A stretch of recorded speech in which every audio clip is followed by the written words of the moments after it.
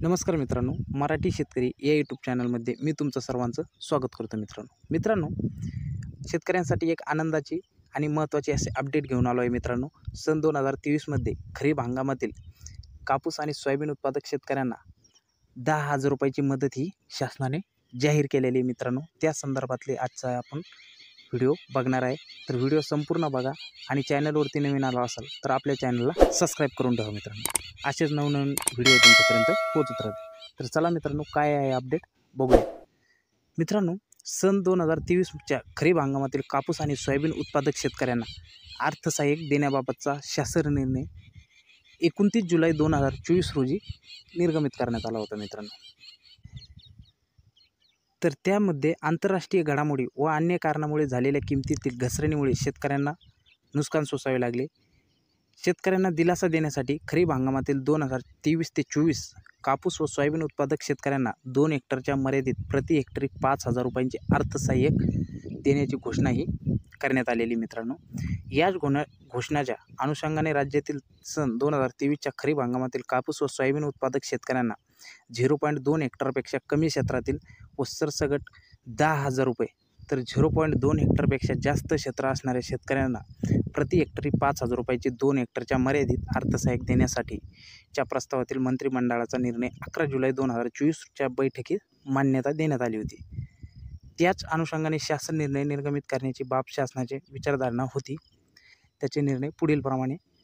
मित्रांनो, राज्यातील 2023च्या खरीप हंगामातील कापूस व सोयाबीन उत्पादक शेतकऱ्यांना 0.2 हेक्टरपेक्षा कमी क्षेत्रासाठी सरसकट 10,000 रुपये किंवा 0.2 हेक्टरपेक्षा जास्त त्यांच्या क्षेत्रानुसार प्रति हेक्टरी 5,000 रुपये 2 हेक्टरच्या मर्यादित अर्थसहाय्य मंजूर करण्यास मान्यता देण्यात आली होती. मित्रांनो, वरीलप्रमाणे अर्थसहाय्य अदा करण्याकरिता कापूस उत्पादक शेतकऱ्यांसाठी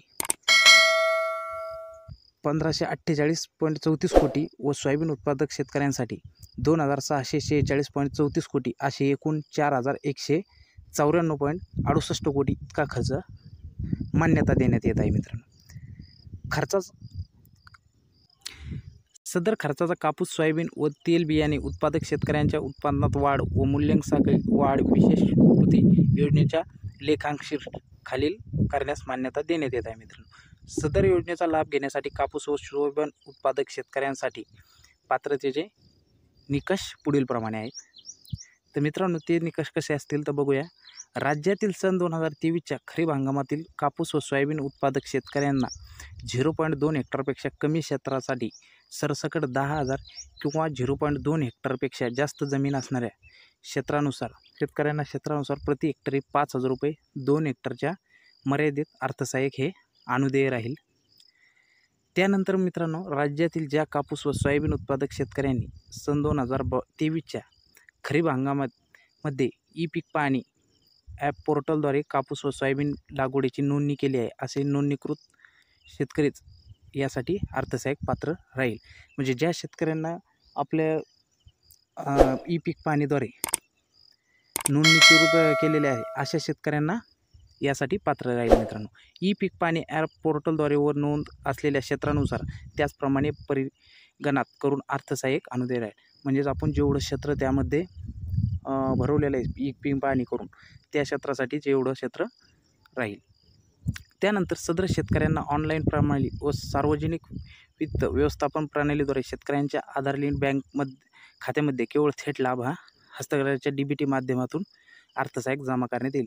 म्हणजेच आपल्या DBTद्वारे हे पैसे आपल्या बँक खात्यात ते जमा करण्यात येणार आहे. मित्रांनो, त्यानंतरचं सदर योजना फक्त 2023 खरीप हंगामातील कापूस व सोयाबीन उत्पादक शेतकऱ्यांसाठीच मर्यादित राहील.